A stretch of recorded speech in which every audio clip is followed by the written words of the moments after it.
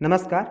Lebanon की राजधानी Beirut में हुए बम धमाकों के बाद वहां के प्रधानमंत्री हसन दीब ने राजनीतिक दबाव के चलते इस्तीफा दे दिया। आज की वीडियो में हम चर्चा करेंगे इस लेबनान की घटना के बारे में और इसका पूर्ण एनालिसिस करेंगे।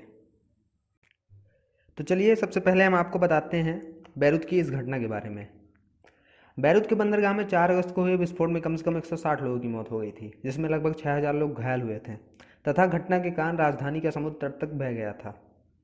2013 में एक जहाज से जब्त किए जाने के बाद यह विस्फोट 2750 टन के स्टॉकहोम अमोनियम नाइट्रेट से जुड़ा हुआ था, जिसे बैरूत बंदरगाह पर हैंगर में संग्रहित किया गया था। माना जाता है कि पास में आग लगने के बाद कार्गो में विस्फोट हो गया था। इस घटना के चलते लेबनान के मंत्रिमंडल ने सोमवार को इस्तीफा दे दिया। नई राजनीतिक अनिश्चितता के रूप में देश एक गंभीर संकट के साथ संघर्ष कर रहा है। सरकार के इस्तीफे इस घटना को गहराई से प्रतिबिंबित करते हैं। लेबनान पहले से ही आर्थिक संकट और राजनीतिक संकटों से जूझ रहा था। इससे पहले कि विस्फोट के कारण बैरूत को भी काफ़ी नुकसान हुआ। मंत्रिमंडल के इस्तीफे के बाद प्रधानमंत्री हसन दीब ने भी अपना इस्तीफा दे दिया। उन्होंने एक टेलीविज़न कार्यक्रम में कहा, हम लोगों के साथ खड़े हैं, उनके साथ बदलाव की लड़ाई छेड़ने के लिए कदम उठा रहे हैं। उन्होंने लेबनान की समस्याओं को ठीक करने के अपने प्रयासों को विफल करने के लिए उनका नाम लिए बिना उनके राजनीतिक दुश्मनों को दोषी ठहराया। हाल ही के दिनों में बैरूत में विरोध प्रदर्शनकारी और सुरक्षा बलों के बीच लड़ाई क्षेत्रों को स्वैट में बदल दिया गया।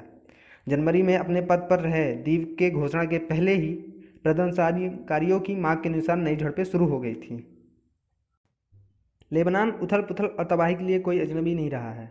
छोटा देश मध्य पूर्व की भू राजनीतिक फॉल्ट लाइन को काटता है।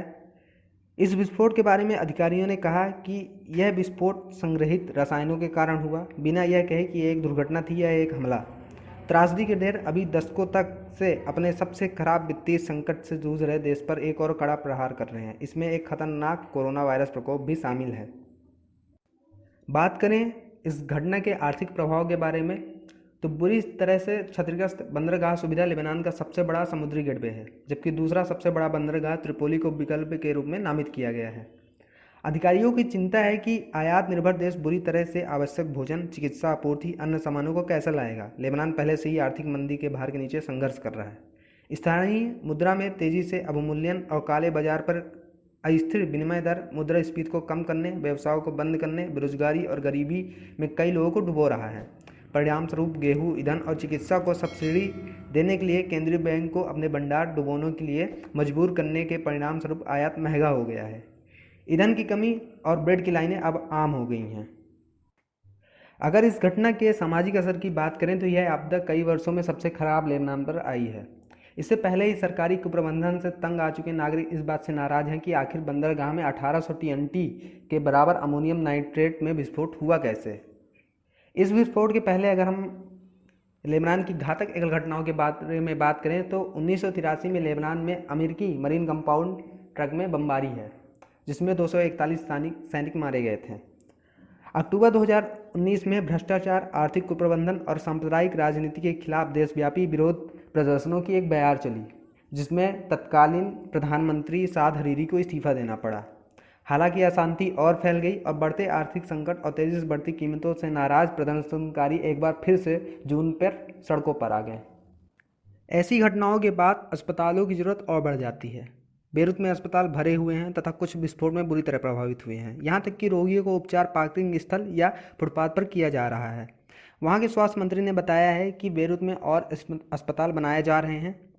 चिकित्सकों ने चेतावनी दी है कि सरकार के पास पैसों का अभाव सामाजिक स्वास्थ्य को खतरे में डाल रहा है और कोरोना वायरस का प्रकोप केवल मामलों को बदतर बना रहा है। जॉन्स हॉपकिंस यूनिवर्सिटी के अनुसार कोरोना वायरस रिसोर्स सेंटर के अनुसार देश में 65 वायरस से मौतें हुई हैं और 5271 मामले 5 अगस्त तक दर्ज किए गए हैं। सार्वजनिक अस्पतालों में सीमित गहन देखभाल क्षमता और कई बार ईंधन की कमी के कारण कई बार सर्जरी और एयर कंडीशनिंग बंद तक करनी पड़ जाती है। लेबनान के प्रधानमंत्री हसन दीब ने विस्फोट को एक प्रमुख राष्ट्रीय आपदा के रूप में वर्णित किया है। कहा है कि 2014 से अमोनियम नाइट्रेट हाउसिंग डिपो था, जिस उन्होंने जिम्मेदार लोगों के लिए सजा का वादा किया। पोर्ट विस्फोट से एक दिन पहले लेबनान के विदेश मंत्री नासिफ हित्ती ने 3 अगस्त को इस्तीफा दे दिया। उन्होंने सहयोगियों पर सार्थक सुधारों और संस्थान को चेतावनी देने में किसी भी इरादे की कमी का आरोप लगाते हुए चेतावनी दी कि परस्पर विरोधी हितों ने देश को विफल राज्य बनाने की धमकी दी। हित्ती 7 महीने से भी कम समय के लिए पद में रहें और इतने कम समय होने के बाद उनके जाने से सरकार में पंगु होने की वाली धारणाओं का आभास हुआ है। चलिए अब बात करते हैं क्या अंतर्राष्ट्रीय मदद लेबनान को मिल सकती है या नहीं।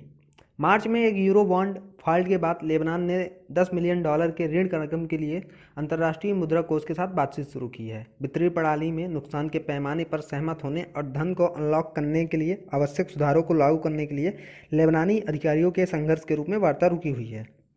खाड़ी देशों ने जो लेबनान को पहले पैसा दिया था वे इस बात से सावधान हैं कि आगे की सहायता ईरान समर्थित हिजबुल्लाह आतंकवादी समूह के हाथों में आ सकती है। फ्रांस ने कहा है वह चिकित्सा आपूर्ति और डॉक्टरों को भेजेगा।